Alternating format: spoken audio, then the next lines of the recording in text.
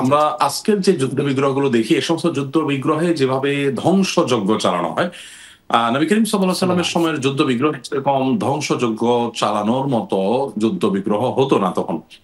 নবী করিম সাল্লাল্লাহু আলাইহি সাল্লামের জীবনে যে ২৭ টি যুদ্ধ তিনি করেছেন, সেই ২৭ টি যুদ্ধে সাকুল্যে মানুষ মারা গেছে ৪০০।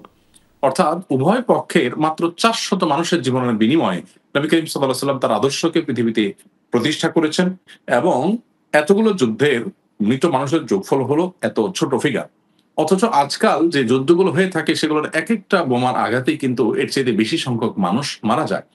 নবী করিম সাল্লাল্লাহু আলাইহি সাল্লামের যুদ্ধ বিগ্রহগুলোর কোনটিতে কোন নারী, কোন শিশুর উপর কোন আঘাত তো দূরের কথা, তাদের শরীরে কেউ কোথাও টোকা দিয়েছেন এমন কোন তথ্য উপাত্ত কেউ দেখাতে পারবে না। পক্ষান্তরে আজকাল যেখানেই যুদ্ধ হয় সেখানেই আপনি কান পাতলে শুনতে পাবেন নারী এবং শিশুদের ভয়াবহ আর্তনাদ। নবী করিম সাল্লাল্লাহু আলাইহি সাল্লামের যে যুদ্ধগুলো ছিল সেগুলোতে রণাঙ্গনেও তিনি মানবিক থাকার চেষ্টা করেছেন। আজকে যার কোনো বালাই আমরা দেখি না। হসপিটাল থেকে নিয়ে শিক্ষা প্রতিষ্ঠান পর্যন্ত, শিশু থেকে নিয়ে বৃদ্ধ পর্যন্ত কোনো মানুষ রেহাই পাচ্ছে না এবং আ যেখানে সেখানে আপনার আধিপত্য বিস্তার করবার জন্য যেকোনো স্কেলে সম্ভব মানুষ হামলা করছে।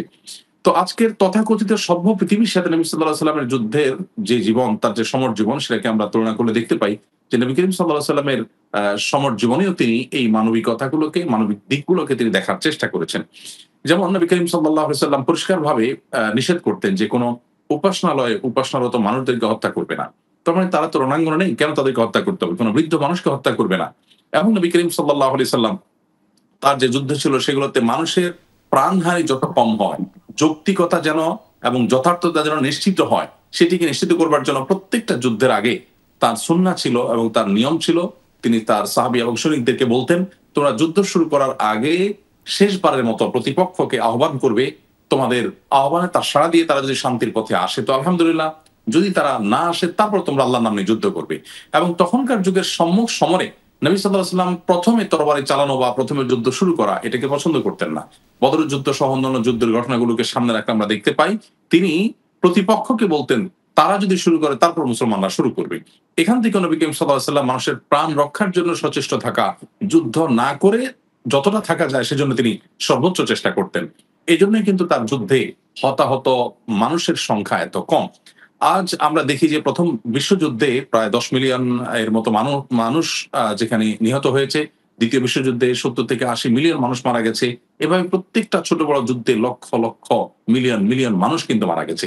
নবী করিম সাল্লাল্লাহু আলাইহি ওয়াসাল্লামের যুদ্ধে বিগ্রহ এরকম ছিল না। তিনি ফসল এবং ক্ষেত খামার এগুলোর ক্ষয়ক্ষতি করতে নিষেধ করতেন যুদ্ধের সময়। যার কারণে তখন সাহাবায়ে কেরাম, তখনকার সৈনিকরা এদিকগুলোকে খুব খেয়াল রাখতেন। আজকাল কি হচ্ছে? কার্পেট বোমার মাধ্যমে পুরো এলাকাকে সমান করে দেয়া হচ্ছে। অথচ তারপর আমরা দাবি করছি আমরা অনেক মানবিক, আমরা দাবি করছি অনেক সভ্য। তো আজকের এই যুদ্ধগুলোর সাথে নবী সাল্লাল্লাহু আলাইহি সাল্লামের জীবনের যে সমর জীবনের যে ঘটনাবলী আছে, তার যে বৈশিষ্ট্য আছে সেগুলোকে আমরা তুলনা করলে দিনের আলো মতো বুঝে আসবে এবং পরিষ্কার হয়ে যাবে যে নবী করিম সাল্লাল্লাহু আলাইহি সাল্লাম কেন সাল্লাল্লাহু আলাইহি ওয়াসাল্লাম। রাহমাতুল লিল আলামিন বা সমস্ত জগৎসমূহের জন্য রহমত হয়ে এসেছিলেন।